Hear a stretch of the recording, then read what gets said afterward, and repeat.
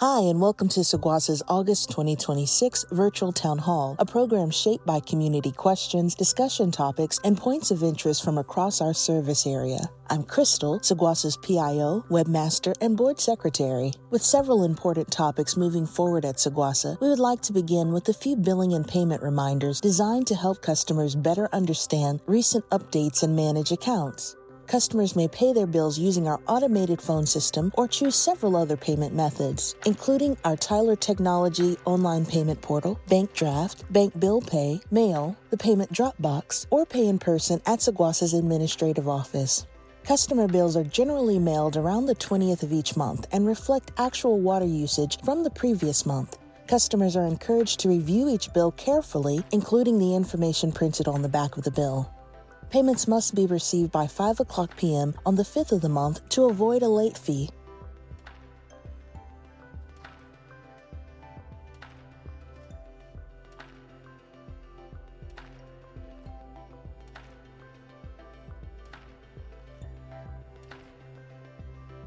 The water quality questionnaire asks some specific questions such as what problem were you experiencing, what time, what day, what time, and that gives SGWASA a starting point to go out and investigate and try and find out what the problem is.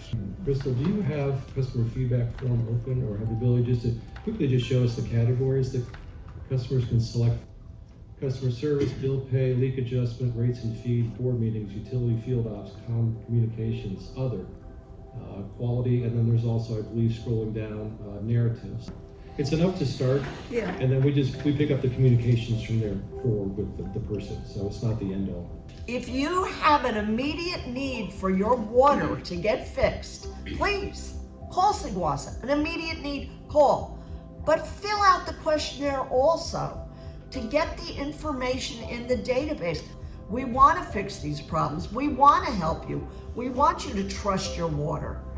And we are trying as hard as we can, but if we don't know that you have a problem, we can't fix it. Online submissions create a documented service request monitored by administration and utility team members so that the appropriate team can begin a timely investigation and coordinate corrective action when an issue with SGWASA service jurisdiction is identified.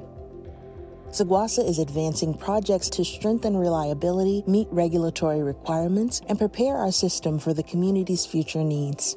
The PFAS Advanced Water Treatment Project reached the 60% design milestone on June 23rd, and the 90% design package is scheduled for September 2026.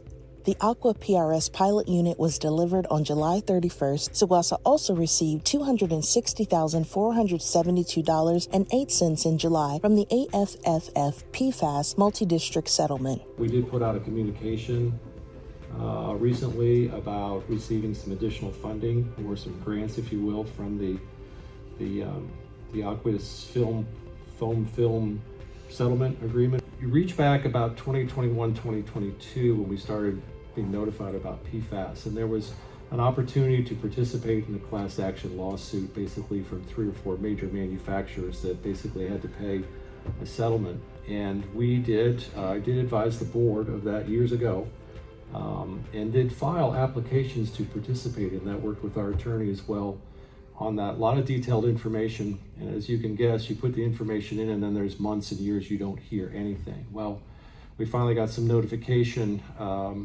most recently that we did qualify for some settlement money based on the PFAS that we have and the size of our facility.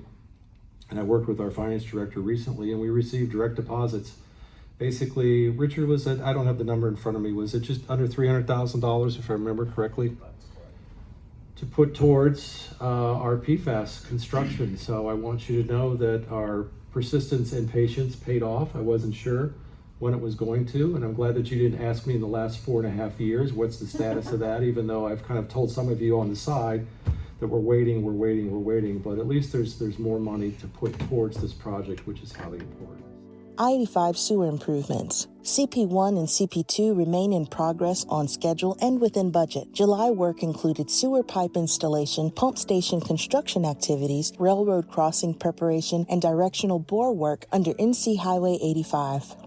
Young, when they do their bore pit, they requested a 100-foot by 100-foot landing area for them to receive the bore. And this is the, if you look at the stakes there, you can see where they're actually going to receive that underneath 85. So if you look at that manhole structure right there, that's where we're going to tie into. So once the pipe comes through the micro tunnel, and once we have received the pipe on this end of the road, it'll tie right into the pipe that we already have installed. You've got several old lift stations that are, they fail quite a bit. You guys have had them on pump and haul several times. With this project, it's going to abandon the 3 lift stations that you have issues with now. So. Water meter replacement. The Creedmoor Service Area Meter Replacement Project is 70% complete, with the revised completion target date remaining December 1st of this year. Lead and copper rule revisions. Annual notices are completed, with service line identification pilot underway. SGWASA will continue required compliance verifications as well as notifications to the public. The filter media replacement project is complete and showing improved filter run times, lower turbidity, and reduced ferric usage. The unidirectional hydrant flushing pilot remains on hold with a tentative mid to late September start date based on Lake Holt levels. It's time for a quick trivia question. How many gallons of water can be lost each year through one faucet leaking at just 1 drip per second?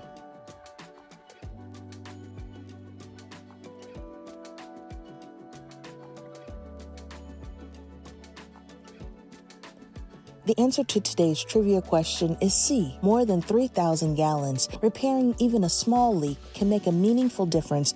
That focus on meaningful, lasting results brings us to a topic that generated both board discussion and public comment at SGWASA's recent board meeting, the role of personal water filters. As SGWASA advances the engineering design for an advanced water treatment facility intended to reduce PFAS levels and meet EPA requirements scheduled for 2029, customers have asked about in-home filters, their proper use, and how they compare with permanent system-wide treatment solutions.